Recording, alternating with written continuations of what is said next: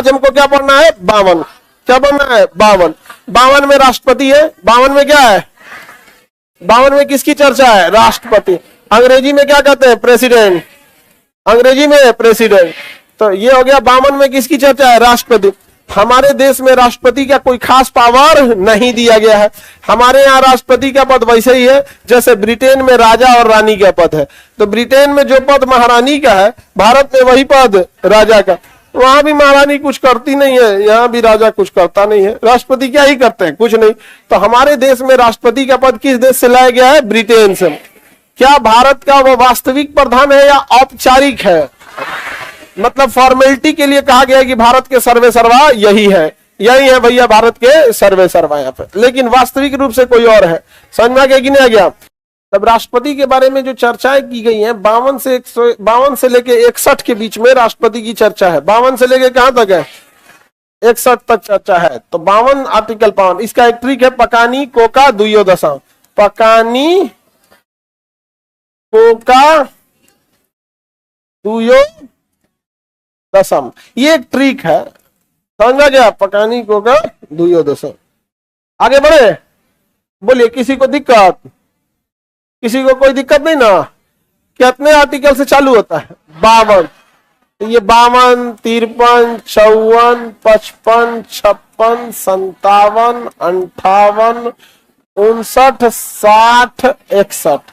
अब इसमें क्या क्या है भैया? तो पहला नंबर हो गया राष्ट्रपति का पद।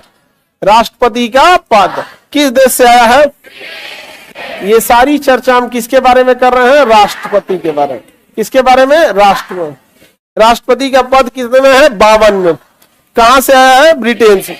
53 में है कार्यपालिका। क्या है? कार्यपालिका। क्या चीज है बाबू? कार्यपालिका प्रधान। कार्यपालिका का क्या होगा? प्रधान होगा। कार्यपालिका का मतलब होता है कि काम कराने वाले लोग। कार्यपालिका का मतलब वो लोग जो देश में काम करा रहे हैं। देश में काम चालू होता है चपरासी से, सफाई कर्मी, चपरासी, उसके नीचे security, clerk, senior clerk, group A से लेके लेवल 1, 2, 3, लेवल 10 जितना जॉब करना है। तो जितना जितने कर्मचारी हैं वो सब किसके हिस्सा है? कार्यपालिका का। इंग्लिश में एग्जीक्यूटिव का हिस्सा। किसका हिस्सा है? तो जितने कर्मचारी हैं सब क्या है? एग्जीक्यूटिव। जितने पीसीएस वाले हेड एग्जीक्यूटिव, जितने आईएएस वाले सीनियर एग्जीक्यूटिव, जितने सेक्रेटरी और सचिव, बाप रे बाप भयानक एग्जीक्यूटिव, और उसके ऊपर एग्जीक्यूटिव मंत्री, उसके ऊपर मंत्री, कौन? मंत्री, और सारे मंत्रियों के ऊपर राष्ट्रपति। सारे मंत्रियों के ऊपर राष्ट्र। तो कार्यपालिका में सबसे छोटा एक सफाई कर्मी और कार्यपालिका में सबसे ऊपर राष्ट्रपति। आप जिस नौकरी की तैयारी कर रहे हैं, जॉब के बाद आप किसका हिस्सा बनेंगे? कार्यपालिका। किसका हिस्सा बनेंगे? अब जो नेता चुनाव लड़ रहा है वो विधायिका का। नेता जो चुनाव लड़ रहा है विधायिका। आप लोग कार्यपालिका। समझ में आ गया? देश चलता है कार्यपालिका के हिसाब से। देश किससे चलता है? एग्जीक्यूशन के हिसाब से, एग्जीक्यूटिव। जैसे देश में कोई कानून लागू हो गया, यही लोग ने पालन कराएंगे, एग्जीक्यूटिव कराएंगे। जैसे बिहार में जमीन सर्वे कराना है, सारा विभाग लग गया कि नहीं लग गया? किस चीज में? कार्यपालिका में। भाई चलो चलो सर्वे करो। यहां पर सरकार कोई कानून ला देती है तो पालन कौन कराएगा? कार्यपालिका। उसको एक मंत्री के अंडर दे दिया जाएगा, वो उसके नीचे सेक्रेटरी रखेगा, उसके नीचे अधिकारी, धीरे धीरे नीचे लेवल पूरा उसका एक डिपार्टमेंट हो जाएगा। जैसे शिक्षा विभाग में पहले ग्रेजुएशन 3 साल का था, अभी कर दिया गया 4 साल। लागू कौन कराएगा? कार्यपालिका। तो कार्यपालिका का जो प्रधान होता है, कार्यपालिका का प्रधान वो कौन होता है? राष्ट्रपति। कार्यपालिका प्रधान राष्ट्रपति। अब हम आपसे पूछते हैं, कार्यपालिका का वह वास्तविक प्रधान होता है या औपचारिक? देश का वह वास्तविक प्रधान होता है या औपचारिक? ये कहां से पद लाया गया है? अमेरिका में? हाँ, ब्रिटेन। आपके मन में एक सवाल आता था जब हम लोग पढ़ते थे, तो ब्रिटेन में राष्ट्रपति ये नहीं होता, तो ब्रिटेन से राष्ट्रपति का पद आया कैसे? हम लोग को ऐसा लगता था रानी होती है वहां पे, तो हमारे यहाँ तो रानी का व्यवस्था ही नहीं है, तो हम लोग को ऐसा लगता था राष्ट्रपति का पद अमेरिका से लेना चाहिए था। लेकिन अमेरिका के राष्ट्रपति को अथाह शक्तियां हैं, हमारे यहाँ के राष्ट्रपति को कोई शक्ति ही नहीं। तो शक्ति के आधार पर हम तुलना कर रहे हैं कि राष्ट्राध्यक्ष जो होता है ब्रिटेन का, राजा या रानी होते हैं और उसके पास भी कोई शक्ति नहीं है। तो दोनों आर्टिकल में कोई दिक्कत। देश का भी वास्तविक प्रधान पीएम होता है और कार्यपालिका का भी वास्तविक प्रधान। कोई दिक्कत है किसी को? वास्तविक प्रधान, वास्तविक, रियल कौन? पीएम। और फॉर्मेलिटी के लिए औपचारिक का मतलब फॉर्मेलिटी, फॉर्मेलिटी नहीं समझते हैं? फॉर्मेलिटी नहीं, हाँ ठीक है, ठीक एकदम बढ़िया है। यहाँ पे फॉर्मेलिटी के लिए न से होगा निर्वाचन, न से इलेक्शन या निर्वाचन। निर्वाचन का मतलब इलेक्शन, निर्वाचन का मतलब इलेक्शन। तो जैसे महारानी की तरह यहाँ वंशानुगत राष्ट्रपति का पद नहीं रहेगा, यहाँ राष्ट्रपति का पद निर्वाचन होगा। एक व्यक्ति का निर्वाचन यहाँ पे किया जाएगा और उसके निर्वाचन की प्रक्रिया हम समझ जाएंगे। थोड़ी जटिल प्रक्रिया होती है निर्वाचन की। क्या होती है? जब हम निर्वाचन के अंदर चलेंगे कि कैसे निर्वाचन होता है तो हम समझेंगे। एकल संक्रमणीय अनुपातिक प्रणाली द्वारा, गुप्त मतदान द्वारा होता है। यहाँ पर इसका यहाँ पर प्रथम चरण या दूसरे चरण की मतगणना होती है। ये सब हम चर्चा करेंगे। लेकिन राष्ट्रपति का कभी भी सिलेक्शन नहीं होता है। क्या होता है? इलेक्शन होता है और उसको चुनाव में आना पड़ेगा, चुनाव में वोट मांगना पड़ेगा। चुनाव में वोट, इसके चुनाव में वोट देते हैं सांसद और विधायक। कौन देता है? सांसद और विधायक। तो निर्वाचन होगा या बैठ जाएगा? हाँ, निर्वाचन होगा। क्या होगा? अब इसमें कहता है कि राष्ट्रपति का एक फिक्स कोटा होगा, यानी कट ऑफ लाना होगा कि कम से कम इतना वोट चाहिए। तो उसी को क्या कहेंगे? कोटा। क्या कहेंगे? कोटा। तो राष्ट्रपति का क्या होता है? कोटा। इससे कम वोट पाएंगे तो उनका कॉपी जांच नहीं होगा, कॉपी जांच नहीं होगा, मतलब उनका इलेक्शन वाला जांच नहीं होगा यहाँ पर। तो एक फिक्स कोटा लाना चाहिए। और उसके बाद क्या से होता है? कार्यकाल। क्या जी? कार्यकाल।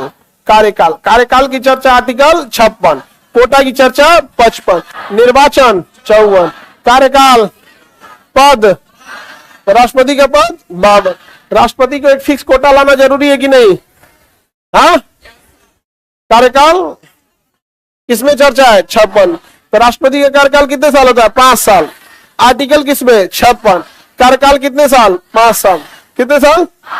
5 साल कार्यकाल होता है। अभी हम सारा चीज की चर्चा करते चलेंगे, लेकिन पहले एक बार इसको पूरा डिटेल से देख लेते हैं थोड़ा थोड़ा। यहाँ पे एक ही व्यक्ति दोबारा राष्ट्रपति बन सकता है, एक ही व्यक्ति दोबारा बन सकता है।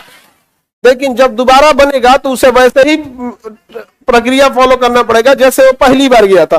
फिर से उसका निर्वाचन होगा, उसे कम से कम एक कोटा बराबर वोट का पाना पड़ेगा। फिर उसका कार्यकाल कितना रहेगा? 5 साल रहेगा। तो एक ही व्यक्ति दोबारा राष्ट्रपति बन सकते। यह सौभाग्य केवल डॉक्टर राजेंद्र प्रसाद को था, वही दोबारा राष्ट्रपति बने थे और किसी को यह पद प्राप्त करने का दोबारा सौभाग्य नहीं मिला। अब तो राष्ट्रपति का पद एक राजनीतिक पद हो गया है। जिस जाति का वोट चाहिए उस जाति के राष्ट्रपति को बना दो।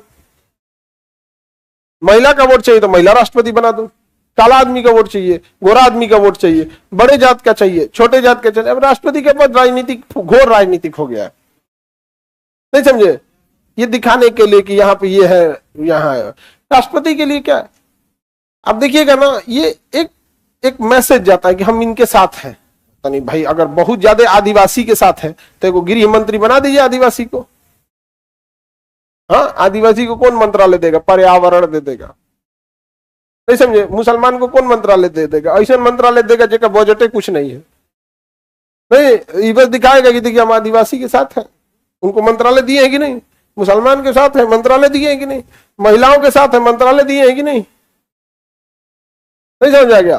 तो ये सारी चीजें अब क्या है सर, कोटा के बारे में विस्तार में बताइए, सारे के बारे में विस्तार में बताएंगे। पहले एक बार आप लोग समझ जाइए इसको। अब ये यह से क्या हो गया? योग्यता। 58 में किसकी चर्चा है? योग्यता। 58 में किसकी चर्चा है? योग्यता का। राष्ट्रपति के पास क्या योग्यता होनी चाहिए? बस 35 साल आयु, भारत का नागरिक। 35 साल आयु, भारत का नागरिक, पढ़ा लिखा कोई जरूरी नहीं हो। भीमराव अंबेडकर साहब इतने पढ़े लिखे थे, उनसे कहा गया कि हमारा योग्यता जोड़िए। तो कहा कि नहीं, ना मैं राष्ट्रपति के लिए कोई योग्यता रखूंगा शिक्षा का, ना प्रधानमंत्री के लिए, ना सांसद के लिए, ना विधायक के लिए। तो लोगों ने कहा कि देखो पढ़ल लिखल का फायदा।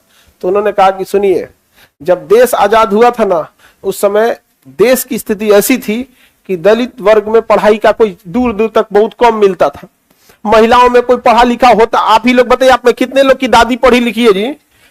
गिनती से उठेगी इसमें 2-3%। कितना लोग की दादी पढ़ी हुई थी? देखो परसेंटेज देख लो, आपको 2 से 4%। ग्रेजुएशन वाली अब हाथ उठा दो, दादी जिनकी ग्रेजुएशन की थी हाथ उठा दो। वो कितना परसेंट है, हो गया। सोचो भीमराव अंबेडकर साहब का दूरदर्शी सोच कि अगर हम शिक्षा को जोड़ देते हैं कि राष्ट्रपति बनने के लिए या प्रधानमंत्री बनने के लिए या सांसद विधायक बनने के लिए ग्रेजुएशन किया होना जरूरी। अब मैट्रिक तो जोड़ेंगे नहीं, कैसा लगेगा, राष्ट्रपति मैट्रिक पढ़ा होना चाहिए, खराब लगेगा ना। तो चपरासी कहेगा मेरा भी योग्यता वही है भाई, तो कम से कम ग्रेजुएट जोड़ेंगे, एक आईएएस के बराबर जोड़ेंगे ना ग्रेजुएट। और उस समय तो सारी महिला फेंका गई सब। सोचिए कितना दूरदर्शी थे वो उस समय। अच्छा एससी एसटी समाज में तो और उस समय शिक्षा उनको पढ़ना ही नहीं दिया, सब मार के भगा देता था सब। राष्ट्रपति की दशा, दशा मतलब कंडीशन। देखो योग्यता मतलब होता है क्या रहना चाहिए, और दशा का मतलब क्या नहीं रहना चाहिए। योग्यता में 35 साल आयु रहनी चाहिए ये सब, और दशा में होना चाहिए पागल नहीं होना चाहिए, किसी का पैसा लेके नहीं भागा होना चाहिए। दिवालिया बने पैसा लेके भाग गया, कर्जा लेके भाग गया, उसको क्या कहते हैं, दिवालिया। दिवालिया नहीं होना चाहिए। सरकारी नौकरी पे नहीं होना चाहिए। सरकारी नौकरी पे करेंगे तो कैसा लगेगा। सरकारी नौकरी कार्यपालिका है, सरकारी नौकरी क्या है, कार्यपालिका। और सरकारी नौकरी के ऊपर क्या है, मंत्री, और मंत्री के ऊपर राष्ट्रपति। तो भाई तो उससे ऊपर ना होना चाहिए वो चीज, तो कार्यपालिका दशा होना चाहिए। स से क्या होता है, शपथ। स से इतना मोटा क्या चल दिए जी, स से इसे राष्ट्रपति शपथ कौन दिलाएगा, मुख्य न्यायाधीश। ये हो गया महाभियोग।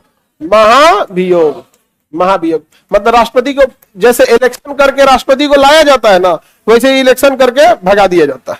अभी तक किसी पे महाभियोग नहीं लगा।